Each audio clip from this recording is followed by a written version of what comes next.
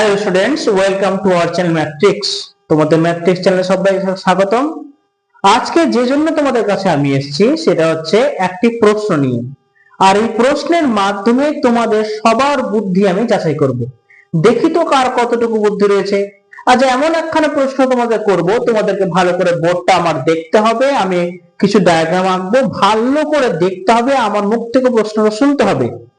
দেখি তোমরা উত্তর কয়জনে দিতে পারছো, এবং দিতে পারলে অবশ্যই তোমাদের জন্য কিন্তু রিওয়ার্ড রয়েছে।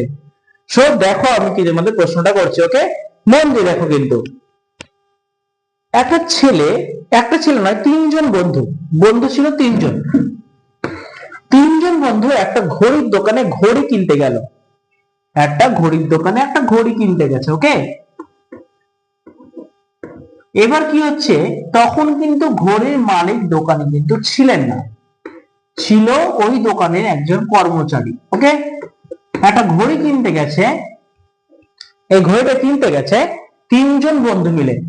তো দোকানে এসে দোকানে কিন্তু মালিক নেই, মালিকের কর্মচারী রয়েছে। এবারে তিনজন বলছে, দাদা ঘড়িটার দাম কত? ঘড়িটা থেকে দেখিয়ে বলছে, দাদা ঘড়িটার দাম কত? তো মালিকের কর্মচারী অতটা দাম ঠিক মতো বুঝতে পারতো না, মানে হয়তো তার দামটা জানা ছিল না, তাই বললো যে ঘড়িটার দাম হচ্ছে 60 টাকা, আপনাকে এই ঘড়িটা কিনতে হলে আপনাকে 60 টাকা দিতে হবে। তাহলে ঘড়ির দাম হচ্ছে 60 টাকা। তিনজন বন্ধু যখন কি করলো, তিনজন বন্ধু 20 টাকা 20 টাকা 20 টাকা করে কিন্তু দাম দিল, দিয়ে তাদের কিন্তু 60 টাকা পুড়ে গেল, ওকে?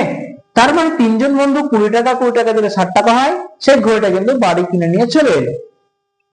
এবার কিছুক্ষণ পরে মালিক কিন্তু দোকানে ঢুকছে। মালিক তখন বলছে যে এখানে যে একটা ঘড়ি ছিল, ঘড়িটা কোথায়? কর্মচারী বলছে ঘড়িটি বিক্রি করে দিয়েছি। বলছে কত টাকা নিয়েছিস? বলছে ঘড়িটাকে বিক্রি করে 60 টাকা নিয়েছি। মালিক বলছে ঘড়িটার দাম তো 60 টাকা নয়, ঘড়িটার দাম তো 50 টাকা। ঘড়িটার দাম তো 50 টাকা, তোরা তো তুই তো 10 টাকা বেশি নিয়েছিস, যা এই 10 টাকাটা ফেরত দিয়ে আয়। যে 10 টাকাটা তুই বেশি নিয়েছিস সেই 10 টাকাটা ফেরত দিয়ে আয়। কর্মচারী কি করলো? মালিকের হুকুম পালন করার জন্য এই 10 টাকা ফেরত দিতে যাচ্ছে, কিন্তু রাস্তায় যেতে যেতে ভাবছে কর্মচারী 10 টাকা তো তিনজনকে ফেরত দেওয়া যাবে না, 10 টাকাটা কিভাবে দেবে? সেজন্য কি করলো, এই 10 টাকা থেকে 4 টাকা নিজে কিন্তু খেলো। ভালো করে বুঝবে কিন্তু, নিজে মালিককে না জানিয়ে 10 টাকা ফেরত দিতে গিয়ে 4 টাকা নিজে কিন্তু খেয়ে গেল। তাহলে তার কাছে থাকলো কত? 6 টাকা। ভালো করে বুঝছো তো? তাহলে কর্মচারী নিজে 4 টাকা খেয়ে নিয়েছে, পড়ে আছে এখন 6 টাকা। এই 6 টাকা কাদেরকে দেবে? তিনজন বন্ধুকে দেবে। তাহলে ভেবে দেখো তো, প্রত্যেক বন্ধু 20 টাকা পেয়েছিল, 20 টাকা করে দিয়েছিল। এখন 6 টাকা দেবে, মানে প্রত্যেক বন্ধু ক টাকা করে ফেরত পাবে? 2 টাকা করে ফেরত পাবে। তাহলে প্রত্যেক বন্ধু যদি 2 টাকা করে ফেরত পায়, এক একজন বন্ধুর কত টাকা করে দেওয়া হবে? 18 টাকা দেওয়া হবে। মানে এই যে 6 টাকা দেবে এখন ওদেরকে, প্রত্যেক বন্ধু কিন্তু 18 টাকা করে দেবে, রাইট? 6 টাকা। তাহলে এখন প্রত্যেক বন্ধু যদি 18 টাকা করে দেয়, তাহলে তিনজন বন্ধু দিল কত? তিনজন বন্ধু দেওয়া হলো কত? 54 টাকা। ভালো করে বুঝে যাও কিন্তু। তাহলে তিনজন বন্ধু 54 টাকা দেওয়া হলো। এবার ভাবো, তিনজন বন্ধু যদি 54 টাকা দেয়, কর্মচারী তো 4 টাকা খেয়েছিল, তাহলে 54 আর 4 তো 58 হয় না? তাহলে 60 টাকার হিসাব তো মিললো না। আবার বোঝো, 10 টাকা যখন ফেরত দিতে যাবে, 4 টাকা নিজে খেলো, 6 টাকা ফেরত দেবে। 6 টাকা ফেরত দিলে এক একজন বন্ধুর 18 টাকা করে দেওয়া হয়, 2 টাকা 2 টাকা করে। তাহলে তিনজন বন্ধু যদি 18 টাকা করে দেয়, তাহলে হচ্ছে না 54 টাকা। এবং 4 টাকা কর্মচারী নিজে খেয়েছে, তার মানে 54 আর 4 58 টাকা হচ্ছে হিসেবে। 60 টাকা তো হচ্ছে না।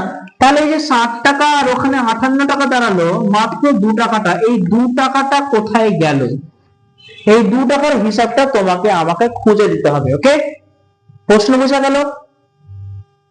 ঘড়িটার দাম 50 টাকা, 10 টাকা ফেরত দিবে।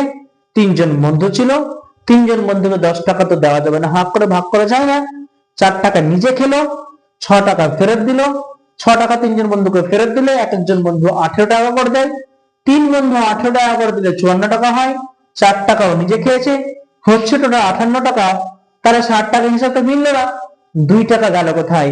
এটাই তোমাদের জন্য প্রশ্ন, তোমাদের আজ উত্তর দিতে হবে।